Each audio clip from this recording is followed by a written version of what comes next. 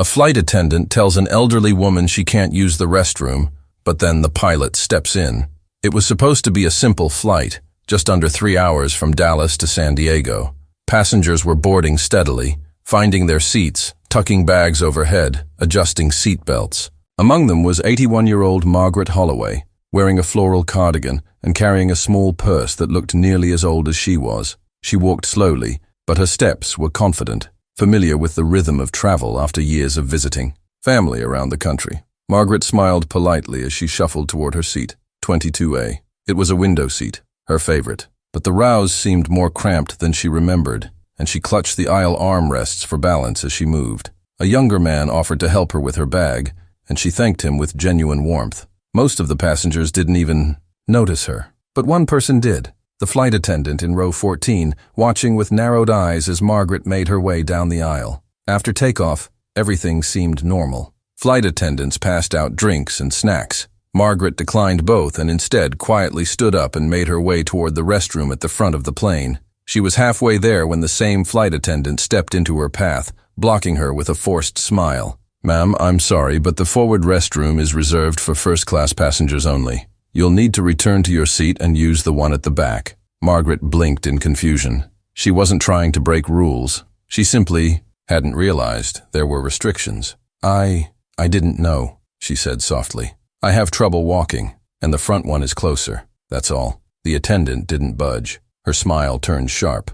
"It's policy. I can't make exceptions." Margaret glanced behind her. The aisle was narrow. The flight was full. Making her way to the back would mean squeezing past rows of knees and elbows, risking her balance with every step. Her hand trembled slightly as she held onto the seat for support. A few nearby passengers watched in silence, unsure whether to speak up or stay quiet. And then, just as Margaret slowly began to turn back, the cockpit door opened. The pilot stepped out, and in that instant, everything began to change. Captain James Corwin wasn't one to leave the cockpit mid-flight unless it was absolutely necessary. But something about the conversation filtering through his headset, muffled but tense, caught his attention. He had just turned off the fasten seatbelt, sign when the co-pilot glanced at him, eyebrows raised. "Sounds like there's something happening up front." By the time Captain Corwin opened the door and stepped into the cabin, he didn't need anyone to explain. He saw Margaret immediately, frail, leaning against a seat back,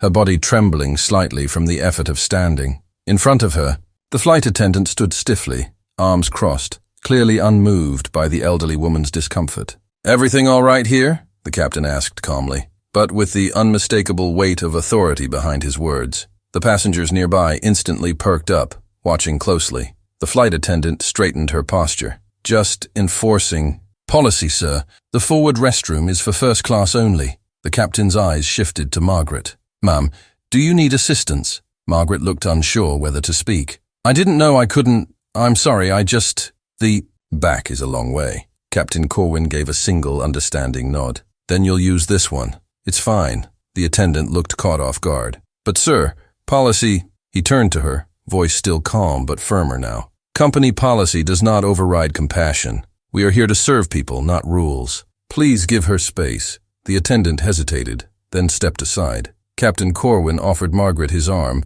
gently guiding her toward the restroom himself. There was no grand speech, no drama, just a quiet act of decency. As he stood waiting while she used the restroom, murmurs spread through the cabin. A woman whispered to her husband, "That's a real leader." Another passenger near the front nodded slowly, visibly moved. When Margaret emerged, Captain Corwin walked her back to her seat, ensuring she was steady on her feet. As she sat down, she looked up at him with glassy eyes. "Thank you. I didn't want to be a burden." "You're not," he said simply. "You're a passenger. That means you matter." He gave her a gentle smile, then returned to the cockpit. But his actions had already rippled across the entire flight. In just a few minutes, he had reminded everyone that kindness could override cold rules, and sometimes it only took one person in a uniform to make that difference. As Captain Corwin returned to the cockpit, the cabin fell into a thoughtful silence. Passengers shifted in their seats, exchanged glances, and a few even offered Margaret warm smiles or gentle nods. She sat quietly in 22A, hands folded in her lap, but the expression on her face had changed. The earlier shame had melted into something softer, relief, and something close to dignity reclaimed. What the captain didn't know was that 3 rows up, A teenage girl named Lily had been filming the moment on her phone. She hadn't meant to at first, but when she saw the flight attendant's cold stance and then the pilot stepping in, something about it struck her.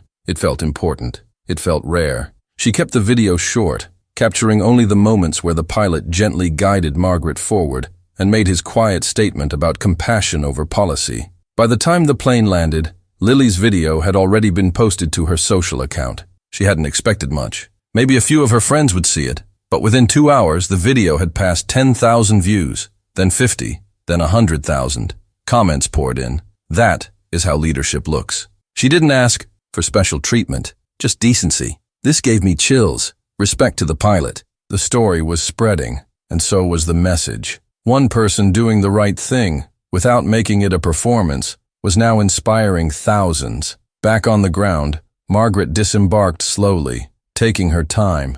The flight attendant didn't look her in the eye, but another staff member did, offering to escort her through the terminal, even insisting on carrying her bag. Margaret didn't know why the energy around her felt so different now, but she smiled softly, accepting the gesture. Captain Corwin exited last. As he walked through the gate area, a young man tapped him on the arm. "Were you the one who helped that older lady in the restroom line?" The captain paused, slightly surprised. "Yes. Why?" The man just smiled and shook his head in admiration. "The internet's already calling you a hero." The captain raised an eyebrow. "For being decent?" The man shrugged. "I think people needed to see it." What none of them realized yet was that this moment, this small act on an ordinary flight, was about to become much bigger than any of them imagined. By the next morning, the video had gone viral. Not just popular, viral. News outlets picked it up.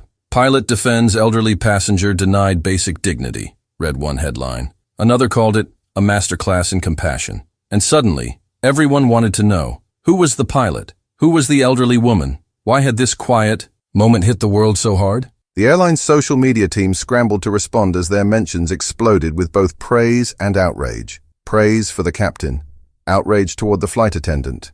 Hashtags trended overnight. Lead with kindness. Compassion before policy.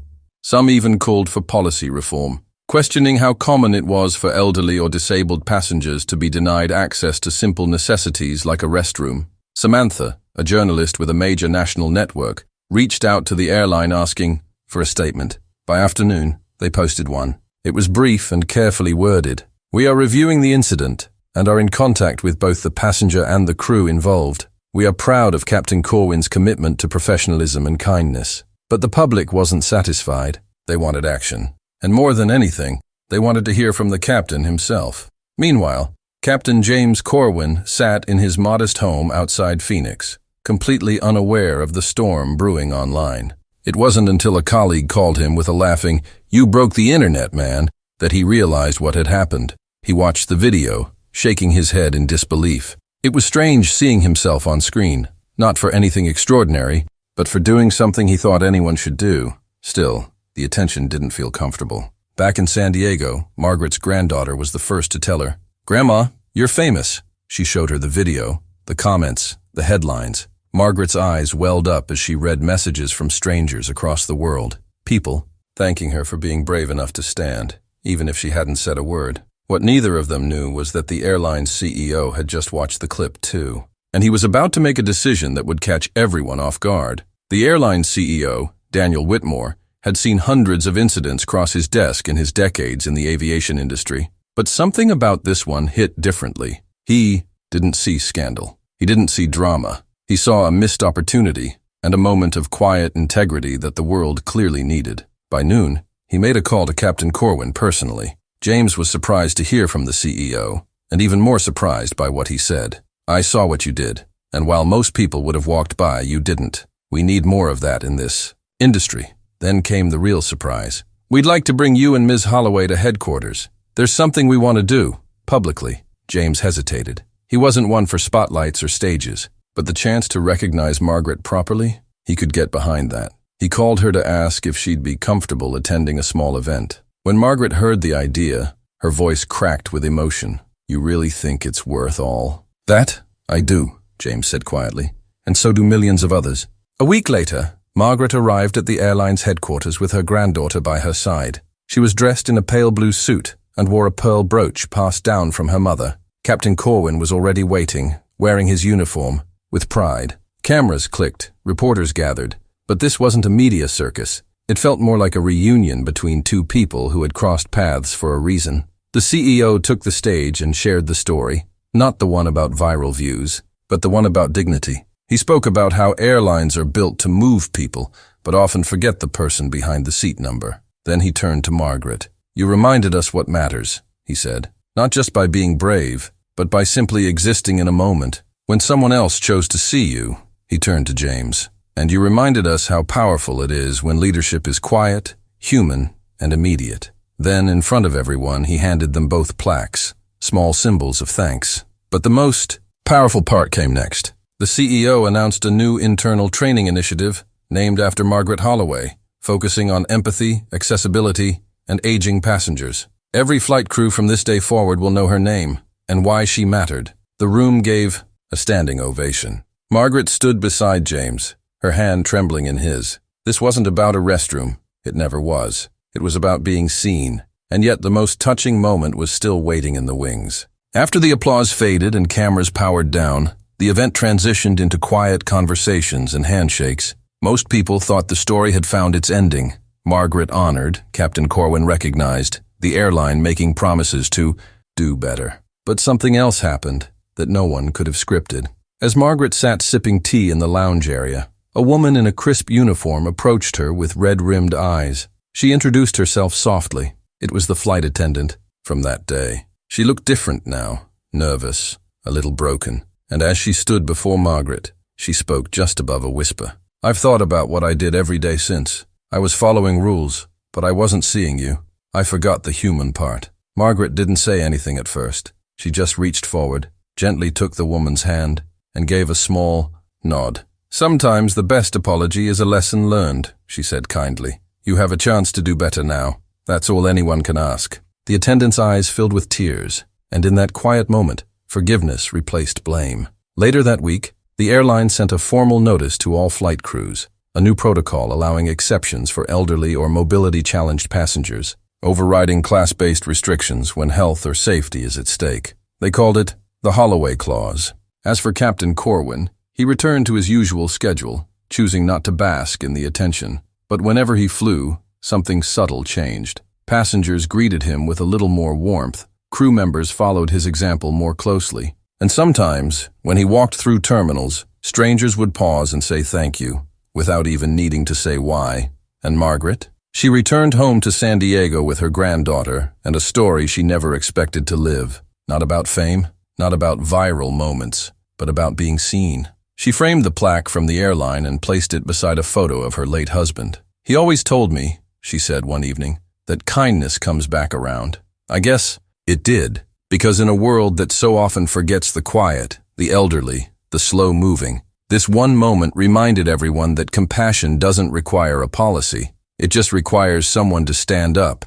And on that day, someone did.